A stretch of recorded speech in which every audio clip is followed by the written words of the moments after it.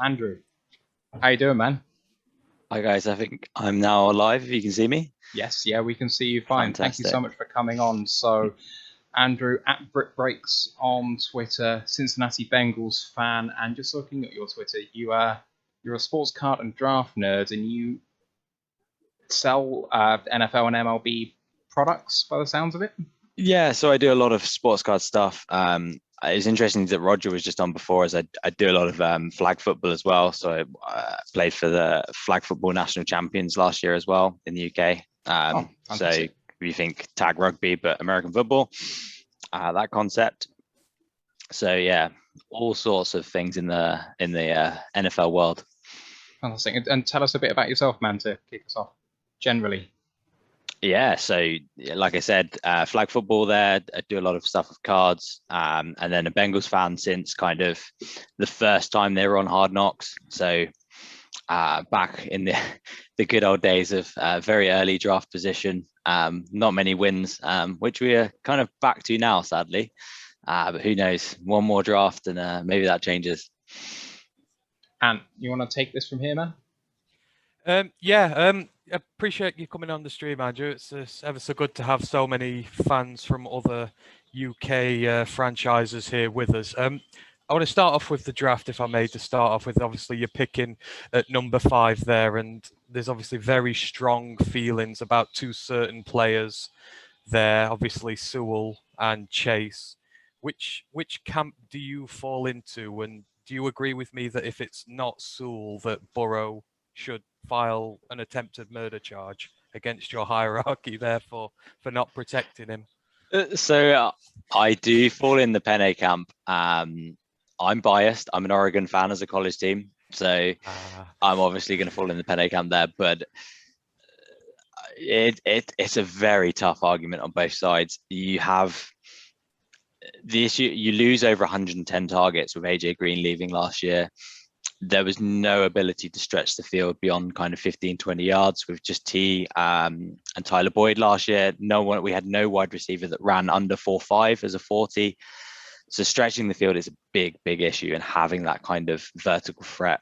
So the Jamar Chase argument is certainly understandable.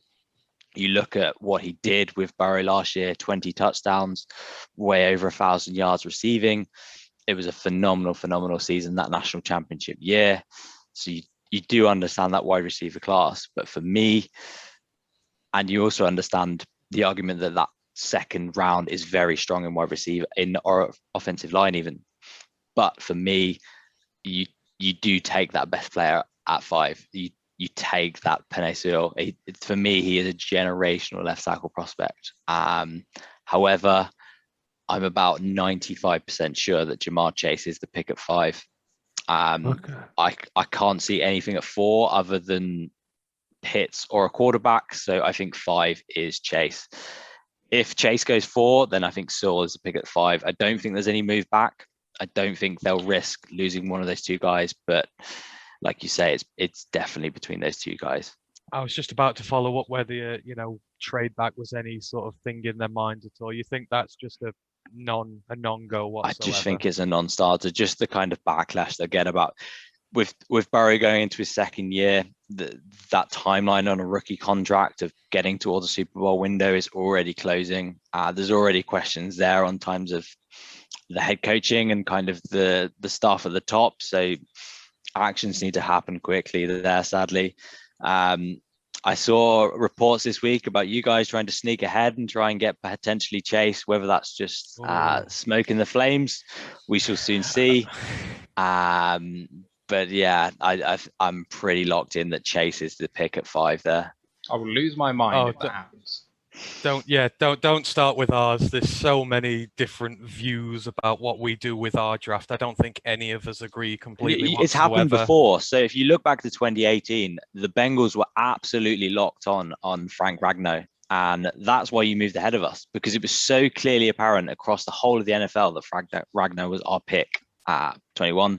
So you guys jumped ahead, took him, and he's been, from what I can tell, has been a very solid player for you guys. We picked Billy Price at the same position next. Hasn't panned out as well. So yeah, that is the one problem with the Bengals. they don't really smokescreen. So I'm pretty locked in that Jamar Chase is the guy. Yeah, Ragnar's turned into one of the best centers going. I think that was one of our better draft picks over the years. But I think a lot of teams are throwing smoke out this year. It's so hard to see where it's going to land. But anyhow, there's been a lot of obviously talk about pick 5, but looking at the rest of the draft, where are you looking at for the team? Is there anyone you've specifically got your eyes on that you think you might go after? Where else is need rather than just the Sewell Chase debate? So the argument very much in Chase camp is the strength in offensive line in round 2s and round 3. So the guys that are really being called out there are the likes of Alex Leatherwood, Sam Cosby. You're looking at Eichenberg, although I debate his kind of issues with arm length and kind of penalties in college. Round 3, you're looking at the kind of, there's a few kind of guard prospects you like there. There's the likes of Quinn Miners, who was very big in terms of the Senior Bowl. You've got guys like Kendrick Green from Illinois. You've got guys like David Moore from Grambling State. So there is a lot there in terms of offensive line, both internally and on the tackle side. So I think that's where we kind of start initially. Certainly rounds 1, round 2, I think that's fairly locked in. The next rounds, there is an age edge still. Carl Lawson was replaced by Trey Hendrickson. It's kind of a 1-for-1, but there is still a need for a kind of second penetrative edge there. Round 3, there should be some players still there, whether guys like Carlos Basham are still there. And then moving down to guys like Patrick Jones and further down the draft, whether those guys still show up. There should be some kind of rotational edge rush guys still there for us guys. I think the problem with the whole Jamar Chase argument, Andrew, and I don't know if you agree, is just situationally sat in the AFC North, where you've got to play the Steelers defense twice a year, the Browns with like Myles Garrett, the Ravens. That's kind of like my fear for not taking a tackle, because Chase is still going to have to get open against those teams who've all got like reasonable secondaries, but just the pass rush. Yeah, so like you say, you've got the likes of Myles Garrett, TJ Watt, etc. there. I think the argument is that they've replaced that issue on a 1-year basis with Riley Reif from the Vikings. So you have Jonah Williams, you have Riley Reif, 2 former first rounds as your bookends. There is still an issue on the interior. That's no debate there. Whether that can be addressed in the 2nd, 3rd round is a question. And to me, I'm not confident, as I would be from having Panay and moving Jonah inside. That would be my preference. But I do understand both sides of the argument that how can you cover Tyler T and Jamar Chase all at the same time with Joe throwing the ball as well. It is a tricky division for sure. We'll see. It's like a bear pit of a division, the AFC North. I'm so glad that we're not in it.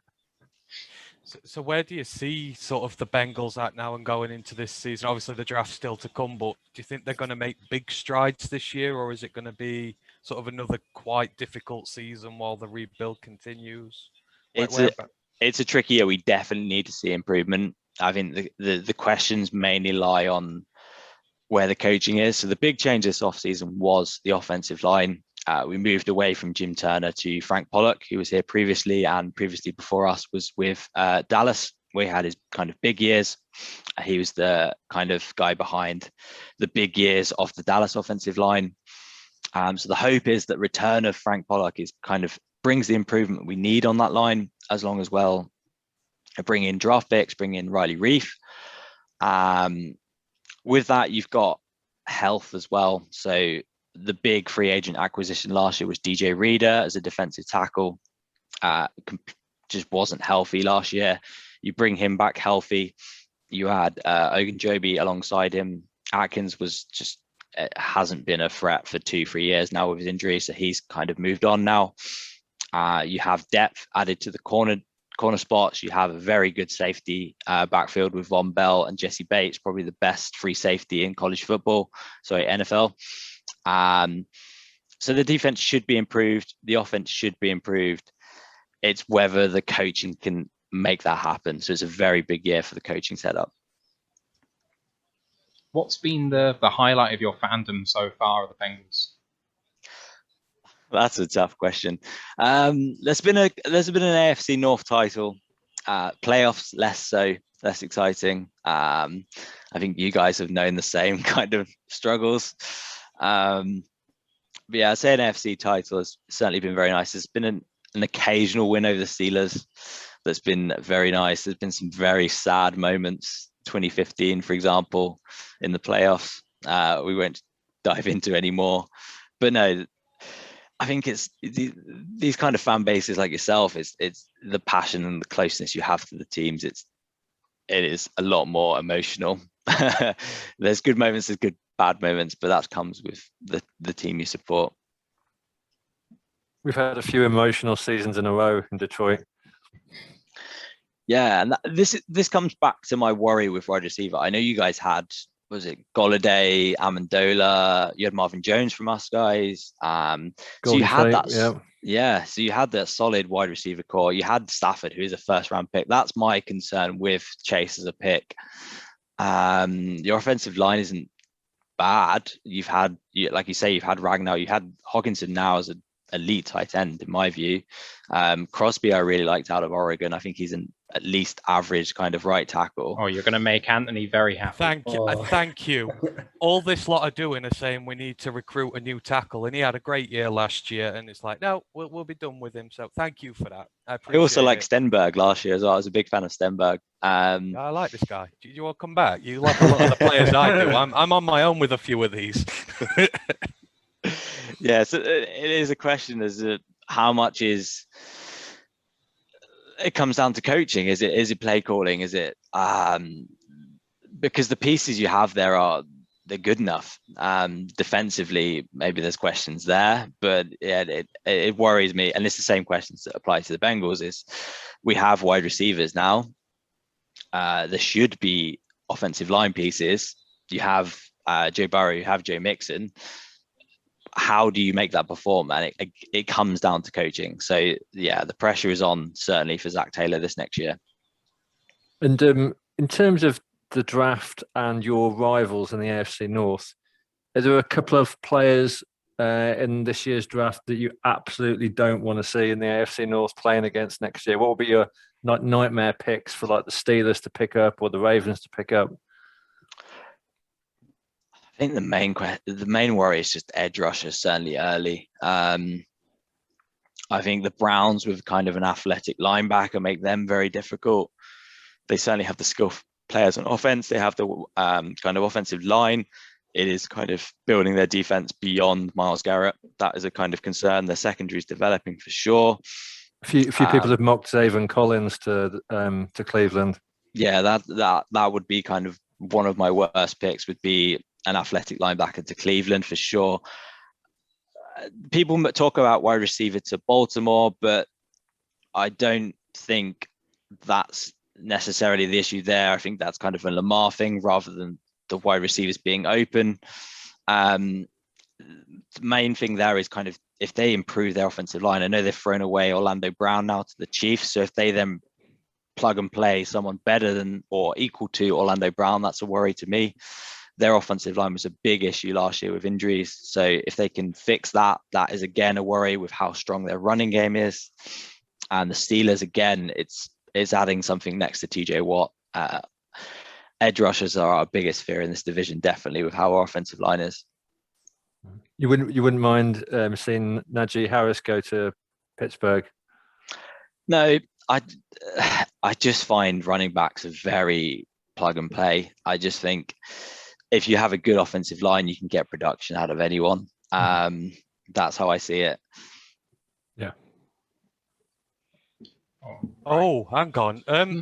I've just had it put on here that Pride of Detroit are reporting that Aaron Rodgers may be going to the Broncos and that a deal has possibly been done.